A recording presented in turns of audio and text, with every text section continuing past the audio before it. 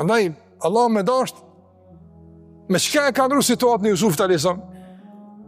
Jusufi a.s. a kun burg, ka shpife e gruja për te se kjo e ka ngacmu, e ku në kundërta, e ka shtim burg, e ka ndenu, pa faj, pa asti faj. I hujnë atë vend, në gjafshëm s'ka pas, komplet i ka pas rrethana që mos me dalë për burgu. Me çka e ka nxjerrë Allah për burgut? Me çka? Një ondër e ka po mreti, edhe pi burgu e ka po ministër atë. Dërë Allah gjendja atë. Pe njerit shtypën, e dvarfën, e të persekutume, të akuzum, e ka nxjerrë Allahu te barekutaala, e ka po njerin më kryesor në shtet, Jusufin a.s.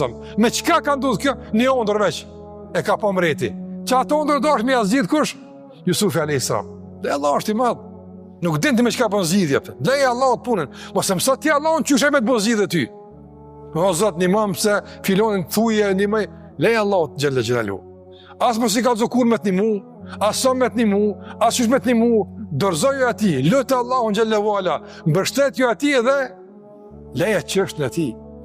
Pejgamberi alayhi sallam kur binte me flajt, domethënë shpirti dorëzohet Allahut në gjumë. Nuk di ta qërë sabat, çka ndodh. Kur qërë sabat nuk di çka ka po akia.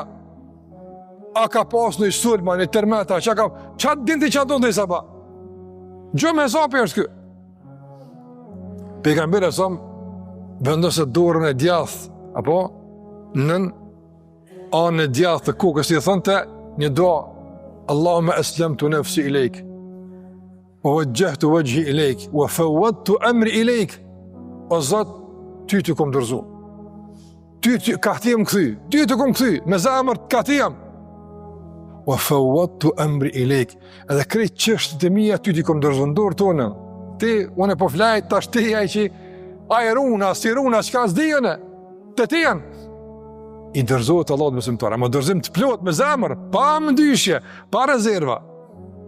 Ndaj ky mësim i këtij rasti na mëson që besimtari ja del në dunja duke u mbështetur në Allahun, duke pas mendim të mirë për Allahun, duke qenë i lidhur me Allahun vazhdimsi, duke lutur Allahun xhallahu pa ndërprer. Ç'ka del?